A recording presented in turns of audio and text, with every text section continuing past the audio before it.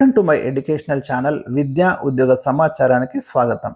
Daily GK questions ఇవాళ 139వ video. ఇవాళ general science నుంచి చాలా ఇంపార్టెంట్ టాప్ 10 క్వశ్చన్స్ అయితే మీతో డిస్కస్ చేయబోతున్నాను.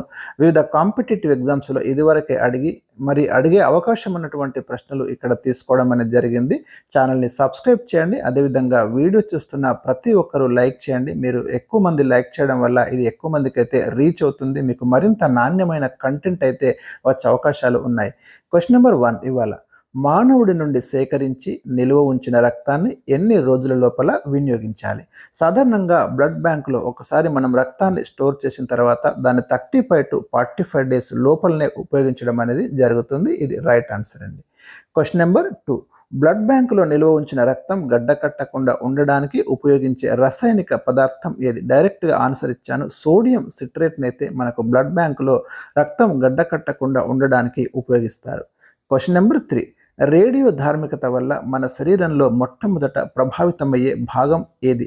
అణుధార్మికత లేదా రేడియో ధార్మికత వల్ల మన శరీరంలో మొట్టమొదట ప్రభావితమయ్యే భాగం ఏదైనా ప్రశ్న ఇచ్చాను. ఇక్కడ 4 ఆప్షన్స్ ఉన్నాయి, మీరు చూడండి. Skin, heart, lungs, liver. ఇక్కడ రైట్ ఆన్సర్ అయితే మీరు ఊహించండి. రైట్ ఆన్సర్ వచ్చేసి మనకు లంగ్స్ అండి. ఊపిరితిత్తులు అణుధార్మికత వల్ల మొట్టమొదట ప్రభావానికి గురవుతాయి.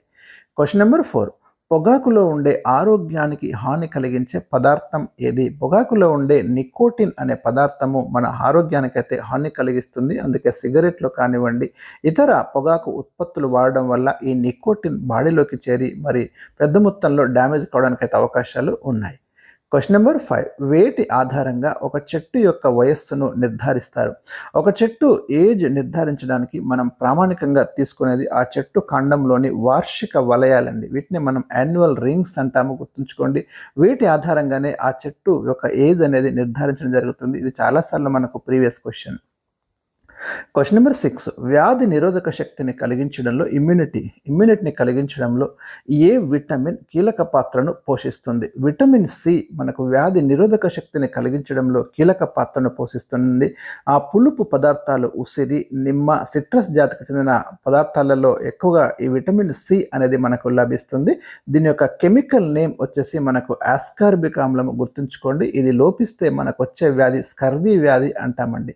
ఇమ్యూనిటీ పవర్ పెంచడంలో విటమిన్ సి అయితే ఉపయోగపడుతుంది. క్వశ్చన్ నెంబర్ 7 నేత్రదానంలో కంటిలోని ఏ భాగాన్ని ఉపయోగిస్తారు? ఈ ఐ డొనేషన్లో కంటిలోని కార్నియా అనే భాగాన్ని ఉపయోగిస్తారు. చాలాసార్లు ఇది ప్రీవియస్ క్వశ్చన్ అండి, గుర్తుంచుకోండి. క్వశ్చన్ నెంబర్ 8 ఆల్కహాల్ అత్యధికంగా సేవించే వారిలో శరీరంలోని ఏ భాగం దెబ్బతింటుంది? కాలేయం అండి. ఇది కూడా previous question number of times. మన శరీరంలోని లివర్ అయితే మరి ఆల్కహాల్ దీర్ఘకాలికంగా సేవించే వారిలో లివర్ సిర్రోసిస్ వ్యాధి అనేది రావడం జరుగుతుంది. మన మానవ శరీరంలో కాలేయం అనేది అతిపెద్ద గ్రంథి, అది కూడా మీరు గుర్తుంచుకోండి. మానవ శరీరంలో ఒక్కసారి కొంత డ్యామేజ్ అయినా కూడా తిరిగి జనరేట్ చేసుకునే శక్తి, అంటే పునరుత్పాదక శక్తి కలిగినటువంటి ఏకైక అవయవం లివర్, అది కూడా గుర్తుంచుకోండి. కాలేయం గురించి అధ్యయనం చేసే విభాగాన్ని హెపటాలజీ అంటాము. హెపటైటిస్ బి, హెపటైటిస్ సి ఇలాంటివి కూడా మనకు కాలేయాన్ని డ్యామేజ్ చేసేటటువంటి వ్యాధులే.